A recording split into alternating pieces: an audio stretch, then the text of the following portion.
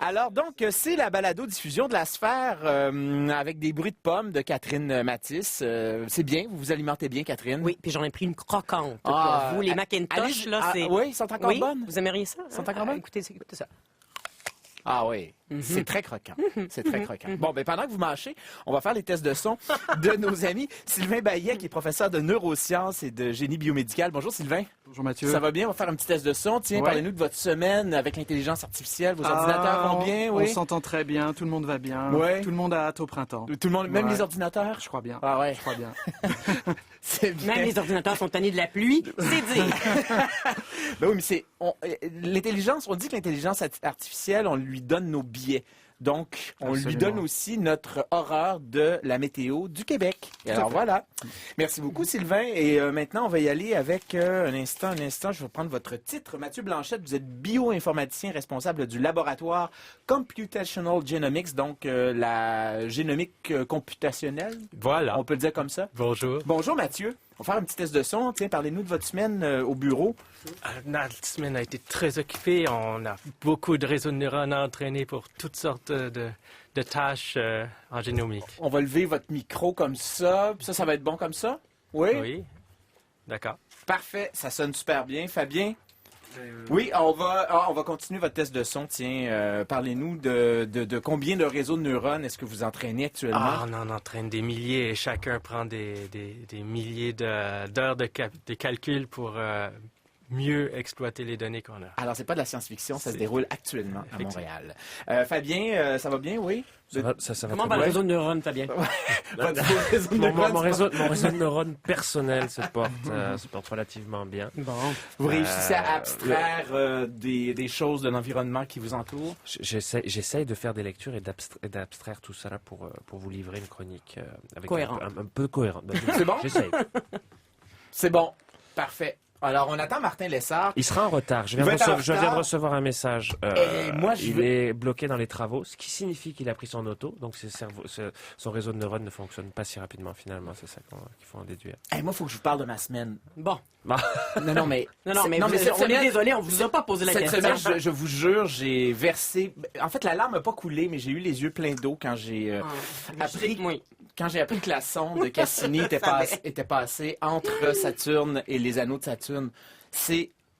Sincèrement, moi, je suis un fan de l'histoire de l'exploration humaine. Ah oui? Ah oui, de Magellan... Tiens, c'est bien Ma- la première fois que vous l'évoquez. Shackleton, ouais. Non, je le sais, hein. Je radote. Mais non, mais vous êtes sympathique, vous êtes... Non, mais c'est fascinant. Vous Non, mais êtes c'est attachant. incroyable. Non, mais Catherine, Oui. la sonde est Oui, passée oui. entre les oui, oui. anneaux et la planète. Elle est passée à 3000 km au-dessus de l'atmosphère de Saturne. Je rappelle que cette sonde est partie il y a 20 ans et elle est encore non seulement fonctionnelle, on lui fait faire des prouesses techniques qui sont hors du commun et là, elle va être en orbite comme ça jusqu'à la fin, mi-septembre. Et après, Autour de elle va Saturne. s'écraser dans Saturne. Ouais, on va l'écraser dans Saturne parce qu'on ne veut pas risquer qu'elle s'abîme sur une des lunes de Saturne parce qu'on pourrait éventuellement trouver de la vie sur ces lunes-là. Et donc, on ne veut pas contaminer ces lunes-là. Alors, on a décidé de la suicider. Le Et bref. geek en vous a-t-il vu la nouvelle sortie de Lego Saturn 5 en Lego 2000 pièces? Ouais, 2000 pièces. Oui, Pardon, j'ai 2000 pièces. oui. 2000 pièces. J'ai vu ça. Le prix Mais ce que je suis plus actuellement comme actualité diffusée, c'est la construction du Super Launcher, là, l'espèce de lanceur gigantesque que la NASA est en train de mettre au point pour les prochains voyages martiens d'ailleurs. Et il va être lancé au cours de l'année 2018. Donc, c'est une autre chose que je suis. Mais bon, voilà, c'était ma semaine. Mais c'est fantastique. C'est pas pire, hein?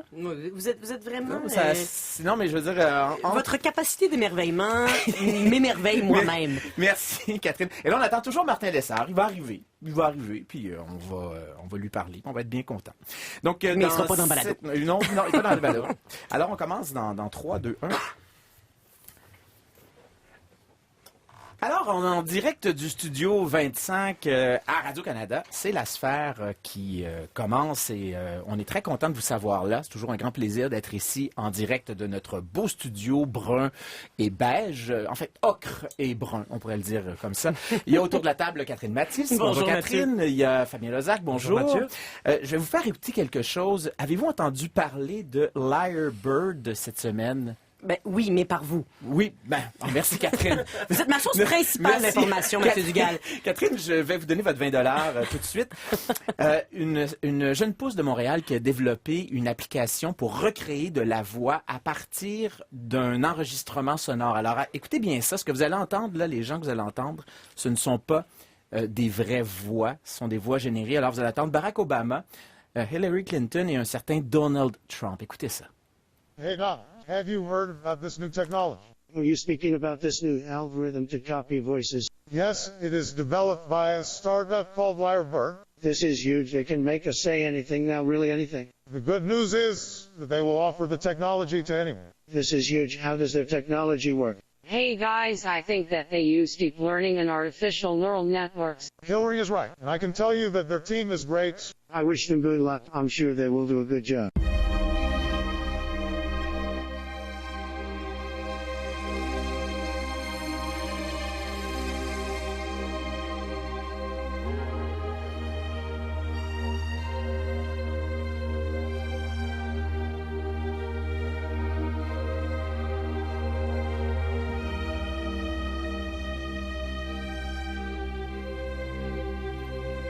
Alors, vous avez entendu ces extraits donc de voix littéralement créées ex nihilo avec des enregistrements de vraies voix, donc de Barack Obama, de Hillary Clinton et de Donald Trump. Mais Trump est particulièrement bien réussi, si vous voulez mon avis. Et je trouve qu'il y a quelque chose là, c'est- qu'on a bien... C'est quelque chose. Reproduit, Et, oui. et en fait, bon, c'est très chouette. Et là, on peut voir, bon, c'est facile de voir que ce ne sont pas de vraies voix, mais là, imaginez, ça vient d'être lancé. Alors, imaginez dans 1 an, dans 2 ans. Imaginez lors de la prochaine campagne électorale américaine. Ça pourrait faire des dégâts. Non, mais les fausses nouvelles.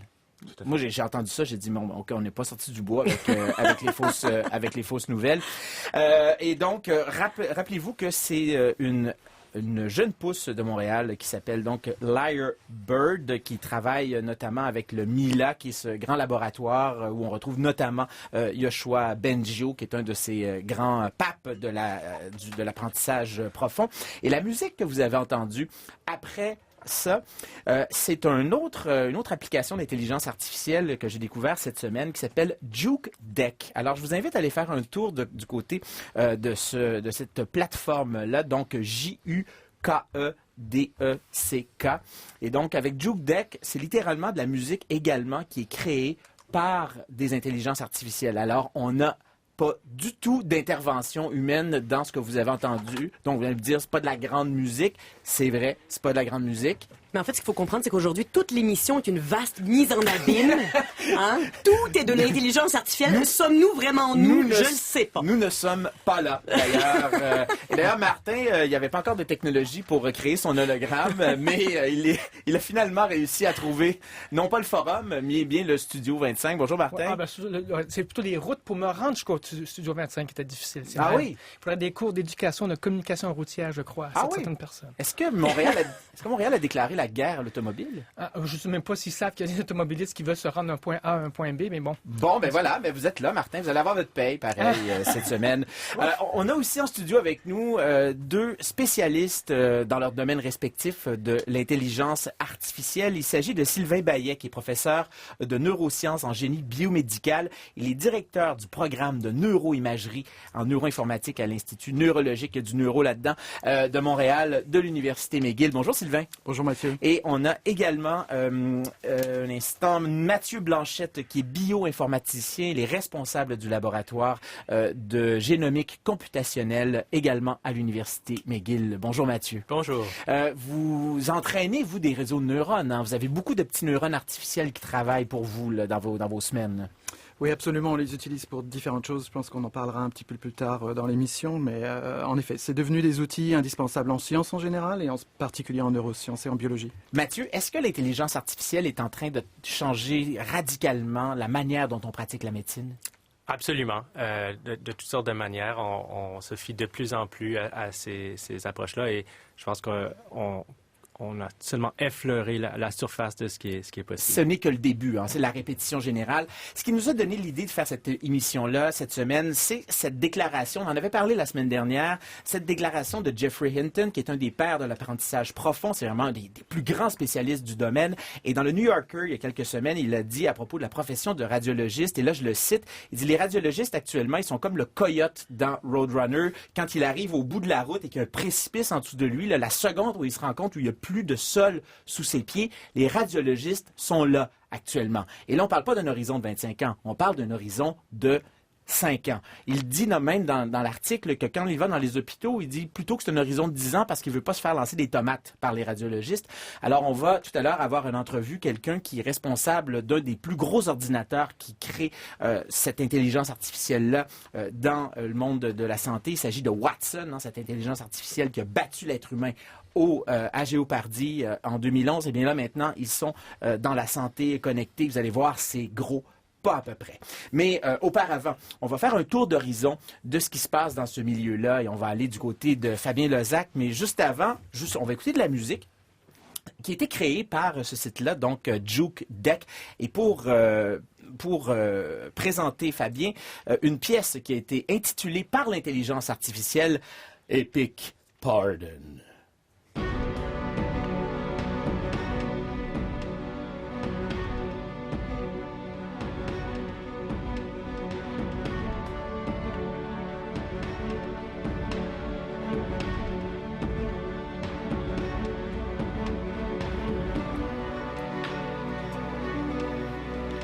Donc, on vous rappelle que cette musique est intégralement composée par un ordinateur. Il n'y a personne qui est derrière ça. Donc, vous lui avez donné les données de Fabien et puis c'est ce qu'on est sorti. En fait, on voit ça. Écoutez beaucoup de Hans Zimmer.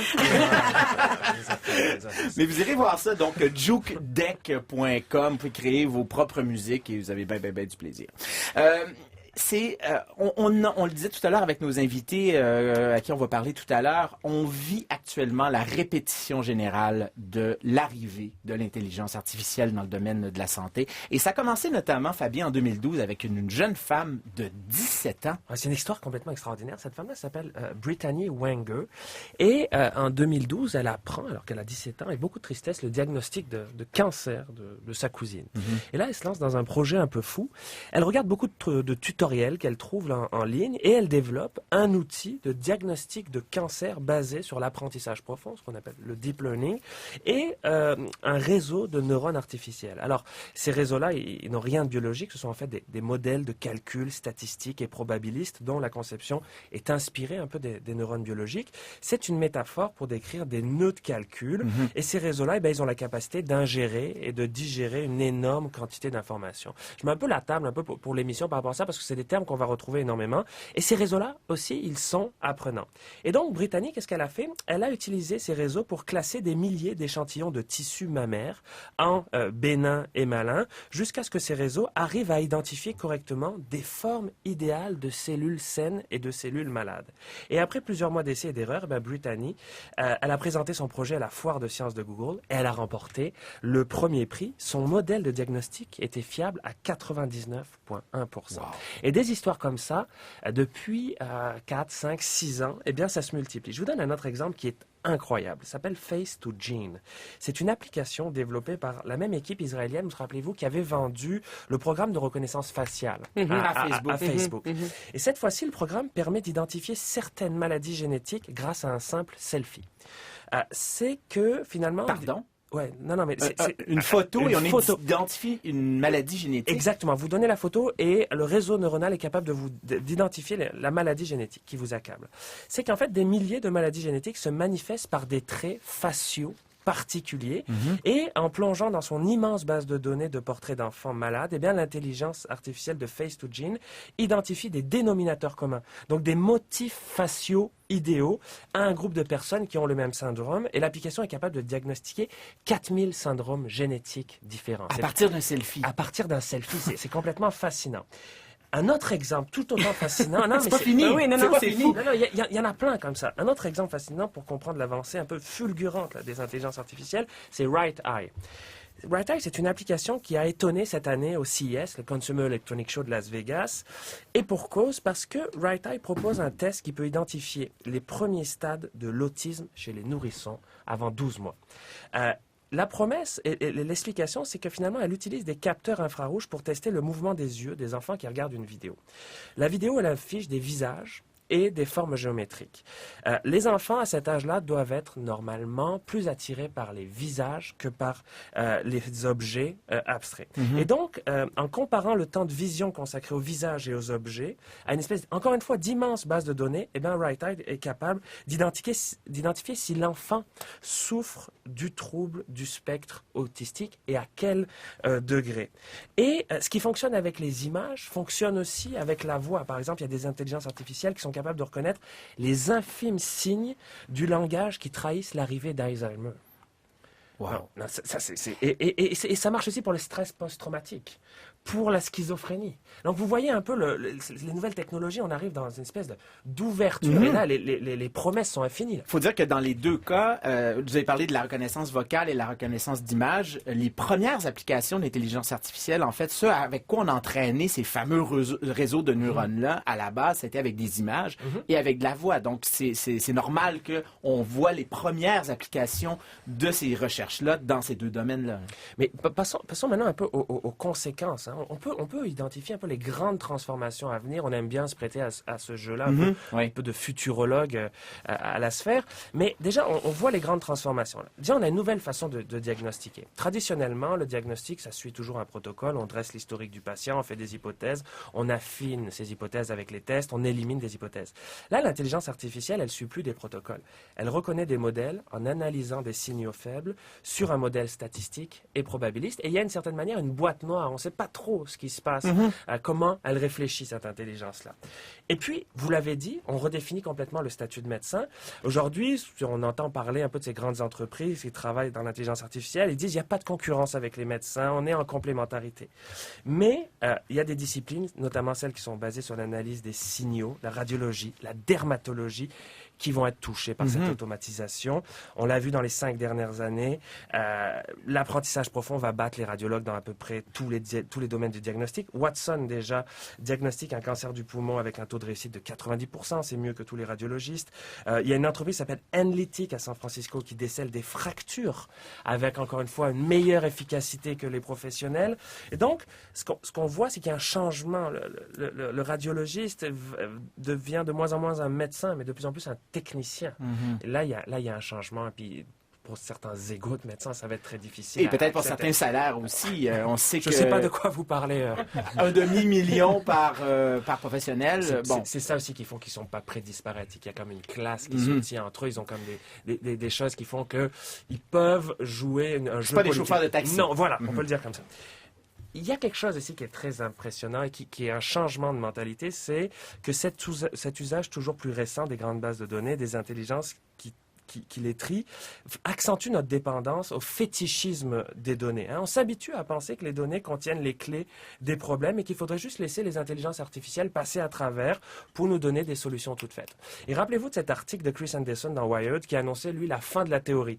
Et l'idée, c'était que désormais, les lois, elles émergeaient des données elles-mêmes et qu'on n'aurait plus besoin de faire des hypothèses. Ça, c'est un grand danger qui nous guette, de penser que les solutions vont arriver en sortant des données. Une espèce de déresponsabilisation. Oui, absolument. Oui, complètement une déresponsabilisation. Et aussi un esclavage des données, parce qu'on dit que si la donnée n'est pas là, ça veut dire qu'il n'y a pas de problème, ou on peut rien trouver. Là. Et en parlant d'esclavage des données, l'esclavage des données va amener aussi à une guerre des données, parce que la donnée, c'est le carburant de l'apprentissage profond. La donnée, c'est le pétrole du 21e siècle. Qui détient la donnée, détient le pouvoir. Exactement. Mais cet accès aux données... Vous parlez en tweet, messieurs, c'est formidable. Non, mais chaque phrase c'est pour aider nos internautes. C'est formidable. Ouais. L'accès des données excessivement réglementé, est-ce qu'il faut ouvrir ces données pour mieux soigner, au détriment du secret médical? Et les géants du web sont déjà là. Ils se battent, ils mettent la main sur des énormes masses de données, par fusion, par acquisition, ils achètent des compagnies pharmaceutiques, par des partenariats avec les hôpitaux, les universités, avec les objets connectés. Donc là, il y a une guerre des données aussi, et où c'est qu'on va se placer là-dedans? Ouais. Et puis enfin, juste pour finir, j'aimerais amener cette idée-là, est-ce qu'on n'entre pas dans une société du diagnostic permanent? Votre téléphone va pouvoir vous dire bientôt qu'il a décelé dans votre voix des signes précurseurs de l'Alzheimer. à combien de semaines, de mois on est de ce genre de protocole où on va connecter et où qu'il a senti votre téléphone des micro-tremblements qui sont des signes précurseurs de la maladie de Parkinson, par exemple. Donc on va être pris dans ce schéma-là de diagnostic permanent. Et on le disait, c'est actuellement la répétition générale. Exactement. Vous avez parlé de Watson, par exemple. Watson qui a battu un être humain à Jeopardy en 2011. Ils sont maintenant dans le domaine de la santé connectée. Compagnie qui a été fondée en 2014 avec 4 milliards de dollars. Le grand Watson au complet vaudrait aujourd'hui 17 milliards de dollars. Pour la santé seulement, c'est 5 000 employés. Ils ont des données, tenez-vous bien, sur 300 millions de patients actuellement. Ils ont des partenaires comme Apple avec ResearchKit, qu'on a avec la fameuse Apple Watch. Hein. Vous savez, quand vous avez l'Apple Watch et que vous envoyez des données biométriques, ça peut être utilisé par des gens qui développent des applications avec ResearchKit. Under Armour, si vous faites du sport, hein, vous connaissez cette compagnie-là, qui développe actuellement un système d'entraînement cognitif avec un mélange du contrôle du sommeil, de la nutrition, de l'activité physique. On dit que dans votre vie, vous allez produire chaque auditrice, chaque auditeur, l'équivalent de 1000 disques durs de 1 téraoctet. Donc, 1000 téraoctets de données, c'est l'équivalent de 300 millions de livres de grosseur de moyenne de données. Ces données-là, ça vaut de l'or. C'est ce qu'a fait dire à Geoffrey Hinton, donc le père de l'apprentissage profond, il y a quelques semaines, les radiologistes, votre profession, là, ça n'existera plus dans quelques semaines. J'ai posé la question à quelqu'un qui s'y connaît, parce qu'il travaille. Quelques semaines. Donnez-leur un peu de temps pour s'ajuster. Il a dit un horizon de 5 ans. Pardon, des fois, je m'enthousiasme un peu. C'est le deuxième café. Et donc, j'ai posé la question à Jeffrey Goldstein. Il travaille pour Watson. Il est un peu circonspect dans sa réponse, vous allez voir. Évidemment, il vend des bébelles, hein. Il vend des ordinateurs aux médecins, aux systèmes de santé un peu partout dans le monde. Bon, il va pas dire je vous donne quelque chose qui va détruire votre travail. Mais voyons ce qu'il a répondu à cette question quand je lui ai dit est-ce que vous êtes d'accord avec Geoffrey Hinton, notamment en ce qui a trait à cette profession-là de radiologiste qui va disparaître d'ici quelques années. Voici ce qu'il m'a répondu. Bon.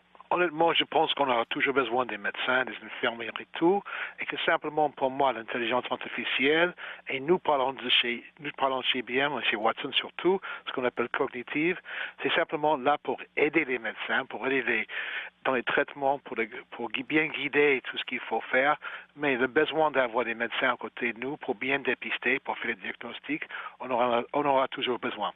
Mais tout de même, il savait qu'est-ce qu'il disait en affirmant cela, Geoffrey Hinton, non? Bien sûr, l'ordinateur, nous avons des systèmes chez Merge, chez nous, qui font partie de Watson, qui sont capables de lire des milliers des fichiers, des dossiers dans des secondes. Et un médecin ne peut pas faire pareil. Mais à la fin de la journée, je crois que nous sommes là plutôt pour aider. Nous sommes ce qu'on appelle en anglais un trusted advisor, c'est-à-dire quelqu'un qui est là pour bien ingérer, pour bien aider les médecins et pour incorporer tout ça dans un système de connaissances qui est beaucoup plus rapide, beaucoup plus exact et qui est là une sorte d'aide pour les médecins. Comment fonctionne Watson dans le domaine de la reconnaissance des images des rayons X? Oui, Watson, en fait, la base de tout ça, c'est comment dire, la capacité d'ingérer, de comprendre, de lire, mais c'est fait à côté d'un médecin. C'est-à-dire que le médecin est là, il lit le radio, il met ses impressions dans le résultat et c'est incorporé dans Watson. Et Watson est là, c'est une sorte d'étudiant lui-même qui est en train d'apprendre, d'ingérer, en même temps aussi d'incorporer les données de la recherche à côté. Donc, ce que vous nous dites, c'est qu'actuellement, Watson, il accompagne, par exemple, quand un radiologiste pose un diagnostic, il va écrire, par exemple, sur telle radiographie, voici, il s'agit d'un tel type de tumeur, par exemple. Watson est là, il est à côté et lui, il prend note de ça et lui, il va se construire une base de données avec tous les diagnostics des radiologistes qui l'utilisent. Donc, ce que ça permet de faire, donc, c'est de mettre en commun des diagnostics qui sont réalisés par des humains à la base. Est-ce que je me trompe? Exactement ça, c'est exactement ça. Parce que la machine, en fait, la machine n'est pas un radiologiste, surtout pas. Mais la différence, c'est qu'il est capable de prendre tous ces renseignements et la mémoire d'un ordinateur est énorme, bien sûr. Il peut comparer 5 ou 10 000 radios presque en même temps. Donc, quand on a l'image d'un malade devant eux, par exemple, dans le cas d'un cancer du sein, ou cancer du poumon, quelque chose comme ça, ou même au niveau du cerveau, il peut comparer tout ça. Un médecin, un radiologue, peut lire quoi? Une dizaine de radios dans 10 minutes. Par contre, l'ordinateur peut lire 5000, même 10 000 radios dans des secondes. Donc, la vitesse avec laquelle il travaille, ça donne un avantage énorme aux médecins. Donc, ce que vous nous dites, c'est qu'éventuellement, ça pourrait permettre de raffiner des diagnostics parce que des radiographies où on a un mot évident là et ça se diagnostique tout de suite, c'est pas toujours le cas. Il y a des choses qui sont souvent plus difficiles à voir. Et là, dans ce domaine-là, l'ordinateur pourrait grandement aider le spécialiste à raffiner son diagnostic. Exactement ça, oui. C'est plus rapide, c'est plus exact, mais en même temps, comme je l'ai dit, s'il n'y a que, par exemple, une dizaine de radios pour comparer au départ, c'est pas suffisant. C'est pourquoi Watson a à son base la notion de lire des milliers de radios, faire une sorte de bibliothèque de renseignements, et c'est simplement à partir de ça que nous pouvons commencer à bien comprendre les différences tout minimes entre les différents radios dans le cas de ça. Mais aussi, nous travaillons aussi en cancer, en diabète, des maladies chroniques, en cardio. Donc, nous commençons à agrandir les cibles sur lesquelles nous travaillons actuellement. Par exemple, quels sont les domaines de recherche dans lesquels vous travaillez en ce qui a trait au diabète, par exemple?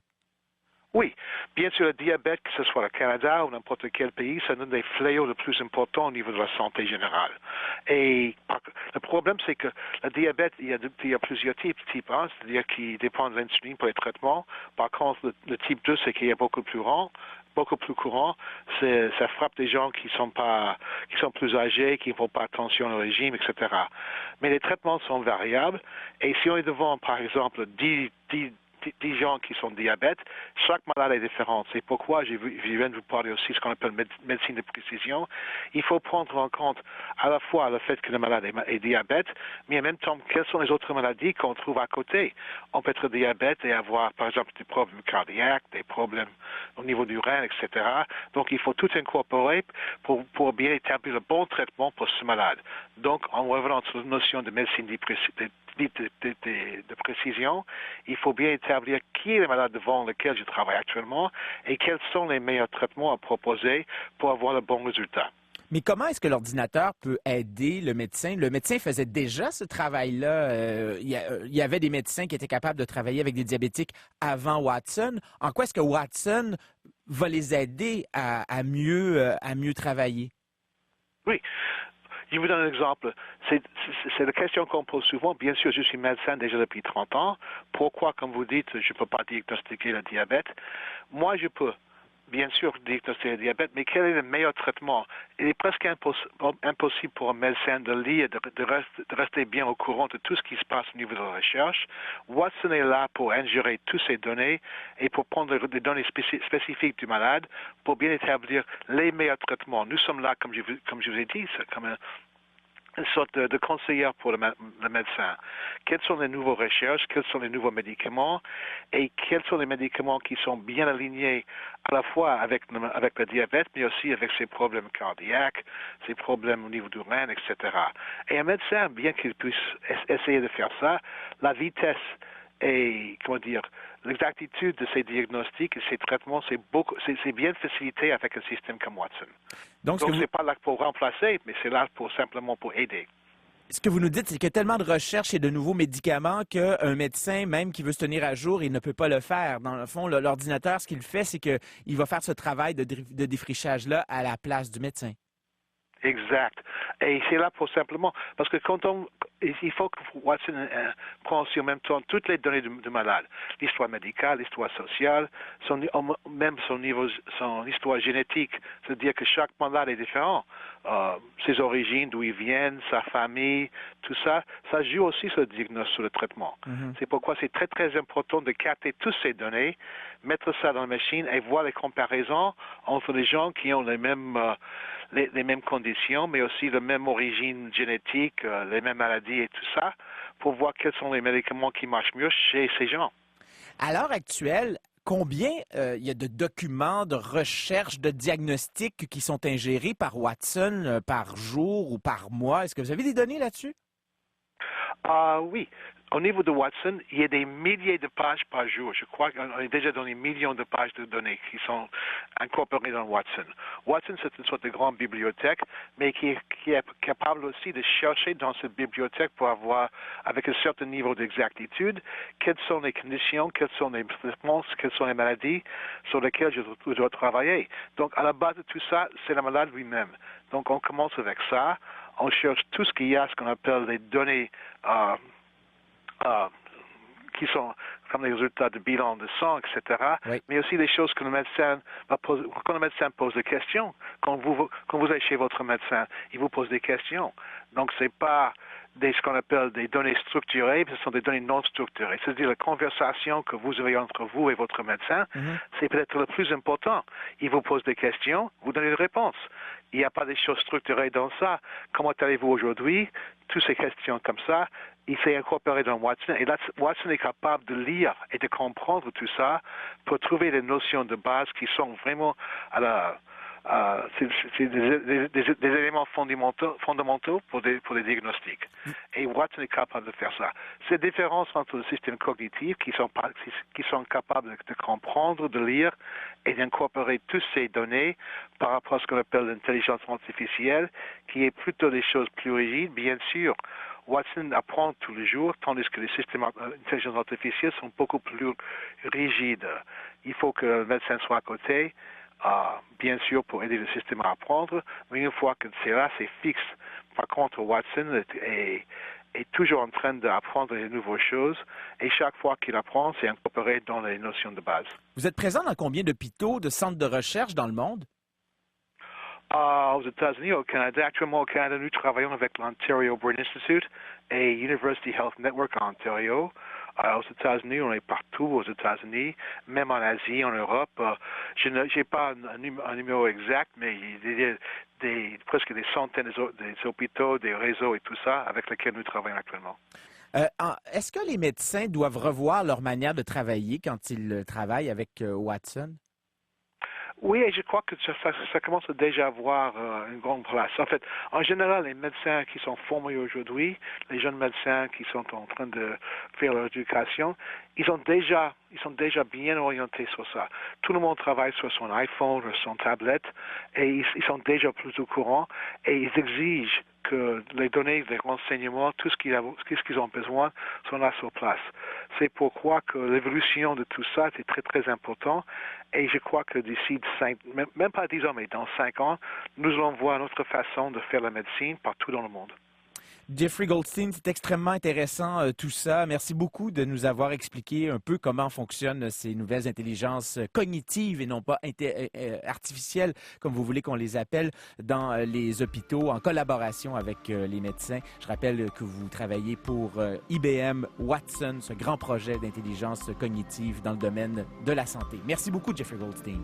Je vous en prie et bonne journée. Au revoir. Au revoir.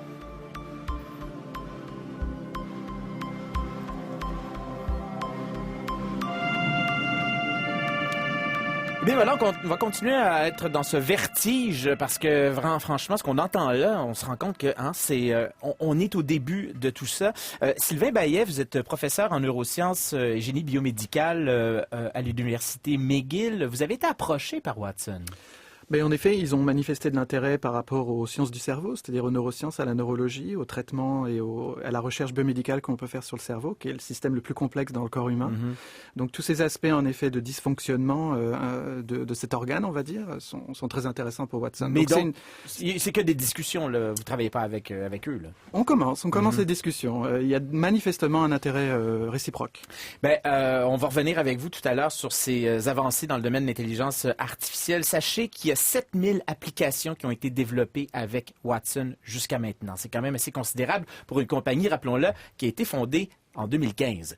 Catherine, à côté de ces géants-là, il y a des gens ici à Montréal qui tentent de tirer leur épingle du jeu. Il s'agit d'Imagia, une jeune pousse qu'il faut surveiller. Voilà, donc aujourd'hui, je vous parle d'Imagia, cofondée par Nicolas Chapados et Alexandre Leboutillier. D'ailleurs, entre parenthèses, qui ont été tous deux étudiants de celui que vous avez appelé le pape de l'intelligence artificielle tout à l'heure, le Yoshua Bengio. Donc là, on est sorti des laboratoires pour vraiment essayer d'appliquer concrètement ces connaissances-là au domaine de la santé. Et c'est drôle parce que je suis arrivée dans leur bureau et tout de suite, ils m'ont dit, vous savez, l'intelligence artificielle, dans le milieu de la santé, là, il n'y a rien de nouveau. Hein? Soyons clairs, Alexandre Leboutillier me disait, ça fait au moins 25 ans qu'on utilise l'intelligence artificielle pour ce qui est du diagnostic assisté par ordinateur. Bon, finalement, elle nous disait qu'on fait un mauvais travail. En gros, vous êtes 25 ans en retard dans nos bureaux. Voilà, écoutez, c'est une claque à la bonne place. Mais en gros, ce qu'on veut dire, c'est qu'essentiellement, on parle ici d'un système qui aide l'humain à prendre de bonnes décisions. C'est aussi essentiellement ce que disait Monsieur Goldstein, docteur Goldstein, qu'on vient d'entendre. Oui. Donc, vous pourriez me demander, Mathieu, d'accord, mais dans ce contexte-là, qu'est-ce qu'Imagia apporte de nouveau si, finalement, on est juste dans une continuité? J'allais le dire. Savez-vous quoi? J'ai posé la question à Alexandre Leboutillier. On est sur la base qu'il y a beaucoup d'informations qui sont disponibles aux médecins. Enfin, je veux dire plusieurs données qui sont disponibles, mais très peu d'informations. Donc, nous, on rajoute des couches d'informations où on va synthétiser ces données patients-là.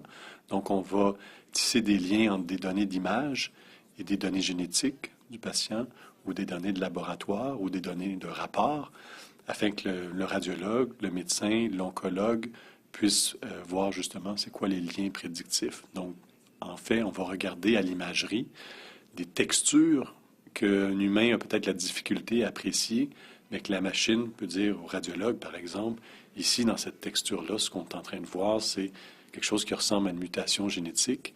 Donc, on va pouvoir orienter le patient vers peut-être un bon test qui va confirmer ça et aussi vers un bon traitement ciblé qui va avoir un meilleur taux de réponse pour le patient. Donc, on œuvre dans le domaine du cancer et on apporte ces dernières percées pour le bénéfice des patients. Donc, tout est une question de temps.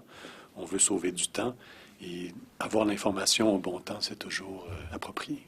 Mais comment on réagit dans le milieu médical face à ça? Ben, c'est une bonne question parce qu'on l'évoque depuis le début avec Fabien tout à l'heure. C'est la question sous-jacente. Hein? On parle de rien de moins ici que d'une révolution pour le diagnostic du cancer. Donc, je me suis posé la question aussi, comment est-ce que la médecine, les radiologistes ici en particulier, réagissent? Est-ce qu'ils ont peur de perdre leur emploi? Parce qu'on propose ici une innovation vraiment assez poussée avec Imagia. Voici la réponse d'Alexandre Leboutillier. Ceux qui sont dans le domaine de la santé, qui comprennent qu'est-ce qu'on fait, n'ont pas peur de perdre leur travail. Je vous dirais que c'est très différent dans d'autres domaines qui sont plus simples. Donc, c'est sûr que je peux faire une analogie avec le domaine de l'aviation. Les avions, ça se pilote tout seul. Donc, ça atterrit, ça décolle, mais la machine n'est pas parfaite. Donc, il n'y a personne qui veut un avion qui se pilote tout seul non plus. Il y a une pénurie de pilotes, malgré qu'on est dans un environnement assez automatisé, justement parce qu'en cas de problème, on veut toujours un humain qui soit là pour s'assurer de la survie des centaines de passagers. Donc, dans le domaine médical, c'est d'autant plus amplifié, où souvent un médecin, un oncologue va traiter des milliers de patients. Donc, plus on va lui apporter des outils efficaces, quantitatifs et prédictifs, bien, meilleur, on va l'aider sur ces milliers de cas. Bon, ben voilà. C'est la bonne nouvelle du jour. Ben, c'est la bonne nouvelle. On salue tous les radiologistes qui nous écoutent. Mais Alexandre... Vous leur donnez quelques semaines tantôt, là. On vient de on leur donne quelques années. Mais lui, qu'est-ce qu'il pense de l'avenir de la médecine? Parce que là, lui, il est dedans. Il les voit, ces avancées-là. Ils sont aux premières loges, ces gens-là. Pour lui, c'est quoi l'avenir? Oui, ben c'est ça qu'on veut savoir. Quand est-ce qu'on va pouvoir avoir accès directement à cette technologie-là sur le terrain, dans les hôpitaux, sur une base régulière? Voici la réponse d'Alexandre Leboutillier. Alors, on a déjà une solution sur le marché qui utilise des anciennes technologies d'intelligence artificielle qui fonctionnent très bien en termes de programmes de dépistage pour les polypes colorectales. Et nos nouvelles technologies, justement, qui sont plus prédictives, on espère pouvoir mettre ça sur le marché dans la prochaine année. Donc, on discute avec des compagnies pharmaceutiques, avec des compagnies d'équipements médicaux, avec des compagnies d'archivage, d'imagerie, pour mettre en place nos solutions. Toujours en collaboration avec les hôpitaux, que ce soit des hôpitaux québécois, canadiens, américains ou européens. Bien sûr, le marché asiatique est d'autant d'intérêt pour nous. Donc, ça se fait toujours de façon concertée. Bref, Imagia, ça c'est le nom de cette jeune pousse dont on vient d'entendre un des fondateurs, voilà, c'est Alexandre Le Boutillier. Voilà, soyons clairs ici là. Pour lui, pour Imagia, la médecine, c'est indissociable des avancées en intelligence artificielle parce que les équipements se raffinent, la quantité de données ne fait qu'augmenter et la capacité d'analyse du médecin, elle, pas. Donc, éventuellement, il va toujours avoir besoin de cet appui technologique-là pour bien faire son travail. Et Mathieu, petite anecdote en terminant, c'est la première fois que je finis une entrevue et que l'expert que j'ai en entrevue me souhaite de ne jamais avoir à utiliser sa technologie et j'aurais tendance à être d'accord avec lui. Bon. Parce que non, mais c'est vrai, Non. je veux dire, si j'ai pas besoin d'utiliser la technologie d'Imagia, c'est parce que je suis pas malade, finalement. Ben c'est bien, mais c'est ça, mais en fait, c'est qu'on n'a même pas besoin d'être malade aujourd'hui pour être scruté par ces intelligences-là, et c'est ça aussi, d'ailleurs, qu'il faut souligner. Rappelons cette donnée qu'on rappelait plus tôt dans l'émission. On va tous, nous, autour de la table... On va tous mourir? Non, on va tous mourir. Puis avant de mourir, on va générer de la donnée. 1000 disques durs de 1 téraoctet. 1000 téraoctets de données, chacun dans notre vie. Et les gens qui traitent ces données-là, on en a ici en studio. Il s'agit de Sylvain Baillet. On le représente, professeur de neurosciences et de génie biomédical à l'Université McGill. Mathieu Blanchet, bioinformaticien, également à l'Université McGill. Vous êtes au laboratoire de génomique computationnelle. Tout ce que vous venez d'entendre là, pour vous, là, c'est votre quotidien, là. Ben, absolument, en fait, que ce soit dans la recherche, dans la translation de la recherche vers des applications biomédicales et médicales, c'est comme je disais tout à l'heure et comme ça a été évoqué par tout le monde, je crois, c'est devenu un instrument indispensable. Le mot révolution, est-ce qu'il est trop fort quand on parle de ce qui est en train de se passer actuellement? Ben, je pense que c'est à la fois une évolution. Est-ce qu'on met le R devant évolution pour dire révolution? Mais peut-être, l'avenir le dira. Mais ce qui est sûr, c'est que bon, les exemples de start-up, le financement de la recherche, etc., vers l'analyse de masse de données, l'intelligence cognitive ou artificielle, ça c'est une réalité.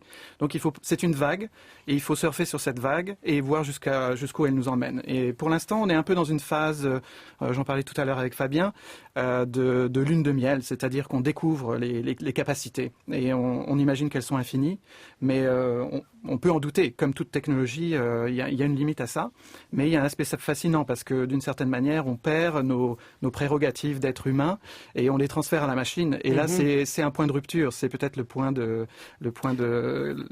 en effet de rupture qu'on attend tous. Mais cela dit, vous dites qu'on vit une lune de miel. Est-ce qu'on vit une lune de miel justement parce que il y a bien des choses qu'on ne voudrait pas savoir sur notre corps et que la machine, ben, elle va nous le dire, qu'on le veuille ou non. Est-ce que ça vient aussi de ça, le fait qu'on est actuellement fasciné, on se dit ça va régler bien des choses?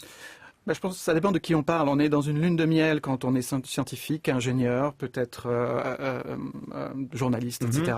C'est intéressant.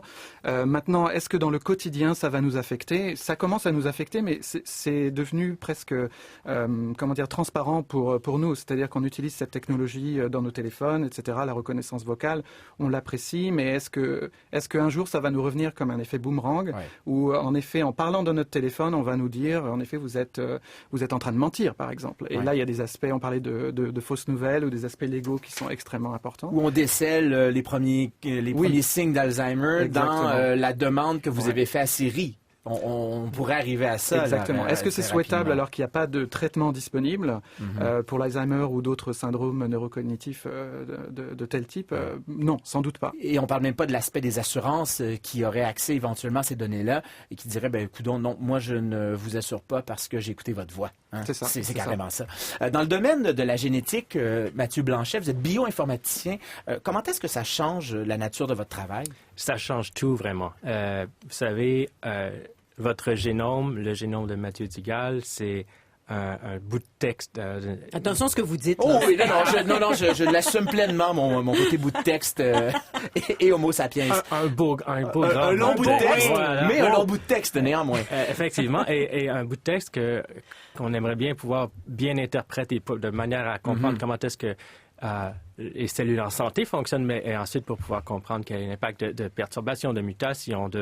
Et donc, l'intelligence artificielle nous aide énormément à simplement donner du sens à ce bout de texte écrit en caractères Parce qu'il y a beaucoup de bases. On sait que l'intelligence artificielle, actuellement, carbure aux données parce qu'on a de la puissance de calcul à ne plus savoir quoi en faire. Et notre génome, même si ce n'est qu'un bout de texte, comme me disait Catherine, c'est quand même 3 milliards de bases environ.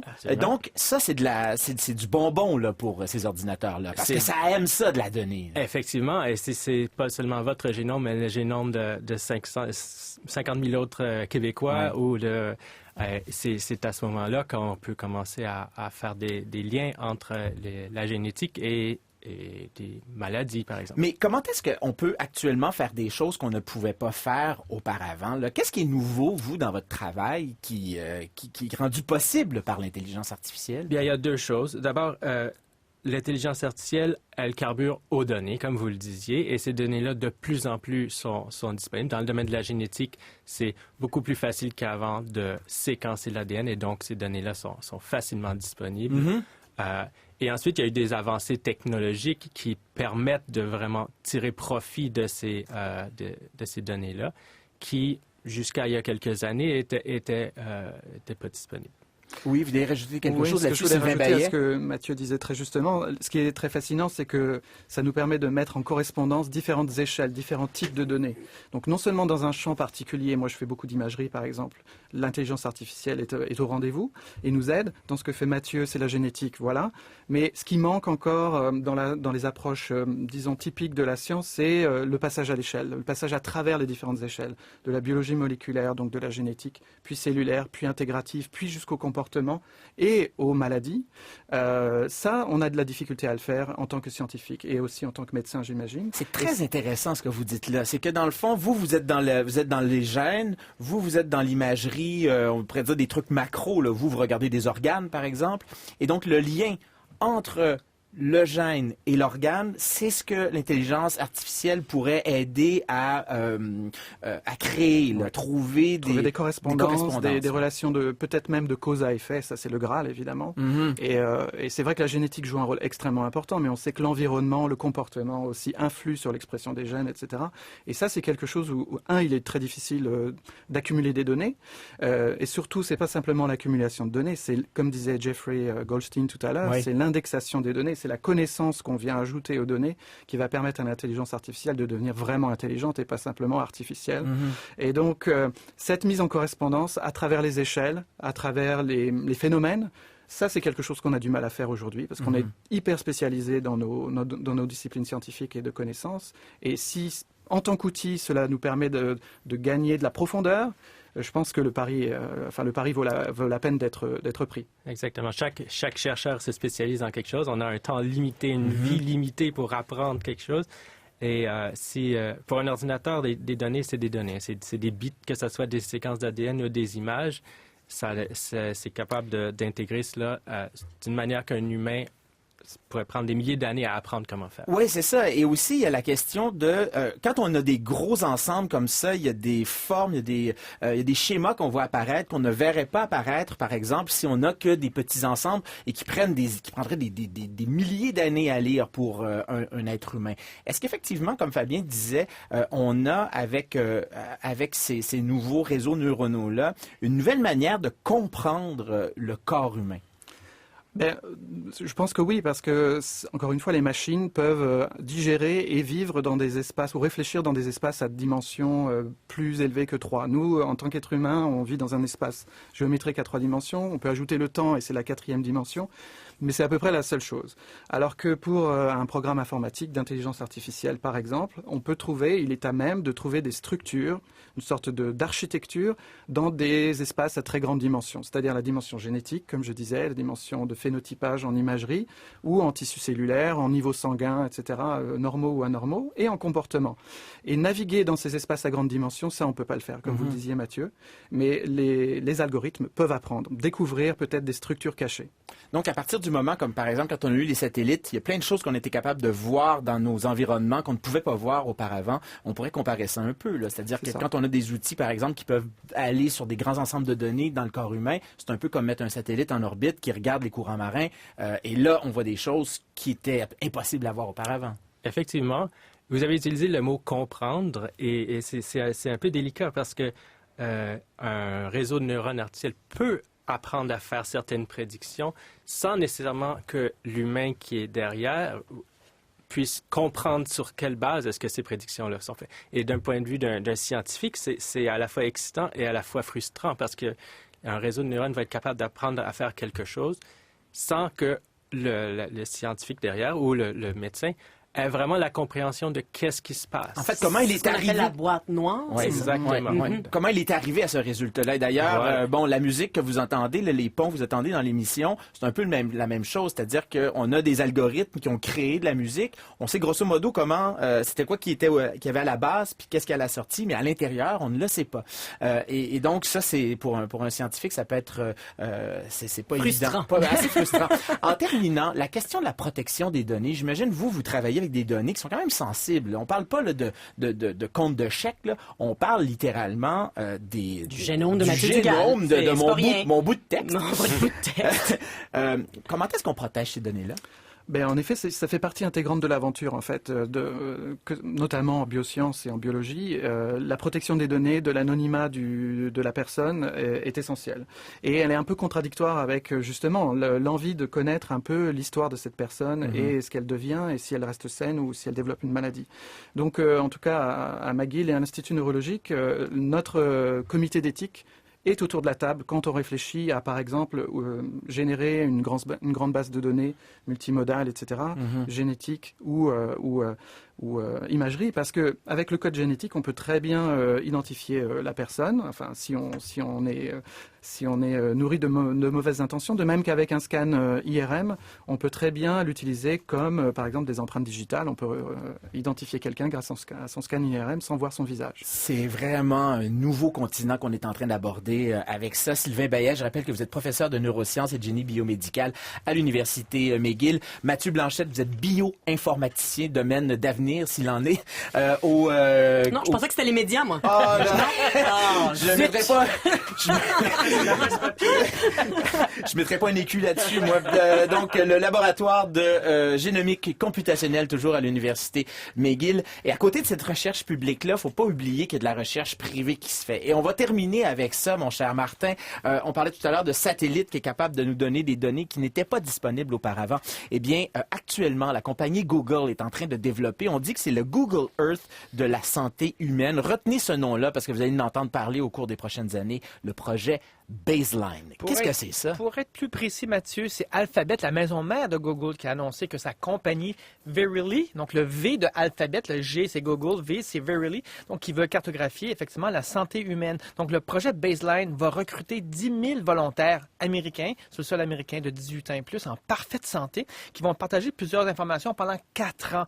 Données cliniques, biologiques, génétiques, des mesures quotidiennes d'activité, le sommeil grâce à des capteurs. Donc tout ça, en soi, la particularité de Baseline, c'est pas la grande quantité de gens qui vont interviewer, là, parce qu'il y en a déjà eu des plus grandes études de ce genre-là, mais c'est de voir que la technologie aujourd'hui permet d'avoir justement un niveau de détail. Ça va être la quantité de données qu'on va chercher dans chaque personne là, qui va être importante. Et pourquoi là, ça devient intéressant? Pourquoi? Parce qu'ils veulent quelque part créer le modèle, la base d'une personne normalement saine. Et là, on commence à voir la stratégie d'affaires pour quelque part conquérir la santé du futur. Pourquoi Alphabet fait cette annonce-là maintenant? Parce que Apple, en même temps, a aussi dit que sa montre Apple Watch serait le centre de son Apple Health, donc la santé aussi. Donc, les grands vont aller vers ça. Puis, c'est quoi la stratégie? Et là, je crois que Baseline nous la montre. Premièrement, il faut comprendre, on est d'accord là-dessus que les grands ne s'attaquent pas directement au service de système de santé. Monsieur Jeffrey Goldstein l'a bien dit, les médecins vont rester encore des aides de première ligne quand même, mais la technologie va les encercler. Comment ils vont encercler ça? C'est au niveau de 3 verrous possibles, donc 2 sont déjà quelque part ouverts. La prise de données par capteur, la fameuse mesure de soi, le bracelet, notre cellulaire, capte déjà des données de santé. On peut aller aussi beaucoup plus loin. Le système d'archivage en ligne de la grande donnée existe déjà. Ça s'appelle le nuage. Google, d'ailleurs, a déjà testé ça. Ça s'appelait le Google Health. Puis ils voulaient qu'on ait tous nos données en ligne. Ça n'a pas marché parce que seulement juste ça, c'est pas suffisant. Il n'y a pas de valeur ajoutée. Ni d'ailleurs pour le bracelet en soi, on peut avoir des données individuelles. On sait combien de pas on l'a fait et tout ça, mais on ne peut pas aller trop loin. C'est le 3e verrou qui donne de la valeur à tout ça. L'idée de dire que que si on possède les données vitales du patient à travers les bracelets, que si on peut stocker en ligne et l'offrir sur une forme d'un service numérique, alors si on peut tout d'un coup faire une comparaison entre tous les dossiers, d'avoir accès à la baseline, à cette base de référence d'un être humain en santé, on est capable d'inférer à l'avance des signaux faibles d'une maladie qui se développe, comme on en parle depuis le début de l'émission. Et ça, c'est le Graal. Et là, on peut faire de l'argent. Là. Tout à fait, parce que là, ils ont encerclé le système au niveau purement d'affaires, on s'entend, parce que tout le système, on a besoin d'intelligence artificielle, de gens qui font de la recherche, mais le point de bascule, c'est justement pour prendre le marché, c'est de dire qu'en amont, il faut que l'individu fasse le choix de se mesurer et donc de basculer aussi les données dans ses entrepôts numériques. Puis pourquoi qu'ils le feraient? Parce que lentement, ils vont voir la valeur de partager à tout le monde leurs données. Pas juste de le garder pour soi-même en disant « Ah, j'ai fait tant de pas, ah, mon cœur bat comme ça ». Mais si on se le partage tout le monde ensemble, tout d'un coup, il y a une valeur supplémentaire qui se rajoute. Ça, c'est en amont. Puis en aval, le médecin va se retrouver coincé par une offre d'assistance diagnostique que l'individu va exiger ou même quelque part le système va juste dire « Mais ça serait quand même bien que vous utilisiez ce système-là parce que vous aurez un meilleur diagnostic ». Puis effectivement, les médecins auront la misère à refuser. Imaginons que la promesse se réalise. Donc, ils sont comme quelque part encerclés. Et là, du coup, c'est ces grands-là qui vont pouvoir pousser leurs données, leurs services et faire de l'argent avec ça. Alors, l'autodiagnostic actuellement en ligne, là, on n'a rien vu. Là. Si on pensait qu'aller taper quelques requêtes sur un moteur de recherche et d'arriver avec soi-même son diagnostic, là, les médecins sont aussi bien d'attacher leur truc avec beaucoup de kilomètres de broche parce que ils vont se faire, ils vont avoir des demandes de ce côté-là. Pensez quelque part au fond le Wikipédia où on s'échange toutes un peu des connaissances sur plein de sujets, mais ça fait une encyclopédie universelle qui bat toutes les encyclopédies papier. Bien, on a quelque part de l'information de nos gènes, de nos comportements qui, effectivement, collectivement, pourraient nous aider si, évidemment, on fait le pas d'accepter de tout partager. Mais l'information sur les gènes, ils avaient déjà commencé à la collecter avec 23andMe. Ils avaient investi 4 millions de dollars dans cette mais je crois que dans leur cas, avec Baseline, je crois que l'idée de dire qu'on a une personne en santé sur laquelle on peut mesurer, se comparer, l'archétype de la personne en santé, mais je pense que c'est un plan d'affaires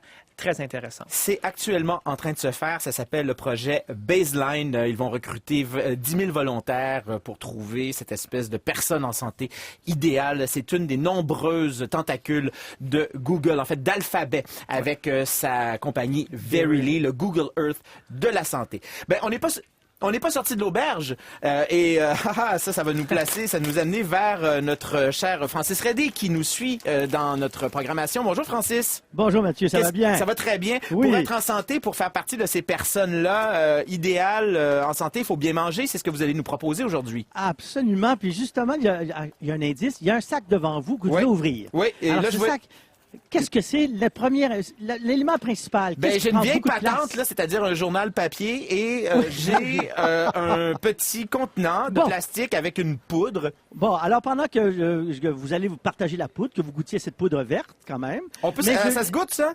Ah oui, évidemment, ça se goûte. Évidemment, ça se goûte. Vous me direz ce que c'est après. Mais l'autre élément important, c'est le journal papier, c'est la presse. Puisque aujourd'hui, à l'émission, je reçois la presse, moi, s'il vous plaît. Je reçois André Desmarais, qui est président, co-chef de la direction de Power Corporation, qui vient de se retirer pour quelque temps pour des raisons de santé, en passant. Et bien là, on va parler avec lui de sa ferme, la ferme des 4 temps, qui est une expérience extraordinaire qu'il fait avec Jean-Martin Fortier, un grand fermier. Il va nous raconter tous les tenants et aboutissants de cette ferme qui veut, à quelque part, révolutionner la façon de faire ici. On parle avec lui et avec Marc Séguin, qui est aussi auteur et évidemment artiste peintre. C'est quoi votre poudre? C'est donc bien fade, cette chose-là. Je veux dire, c'est de l'ennui. C'est de l'ennui Non. C'est de l'ennui de la bouche. Épice à fruits, ça vient du Salvador. C'est de la poudre de graines, de semences, de courges et de citrouilles. Et c'est voilà une expérience culinaire. Non, je ne sais plus, la cour est pleine. On va aller goûter ça avec un peu de sel. OK, merci. Bye bye. On se revoit la semaine prochaine.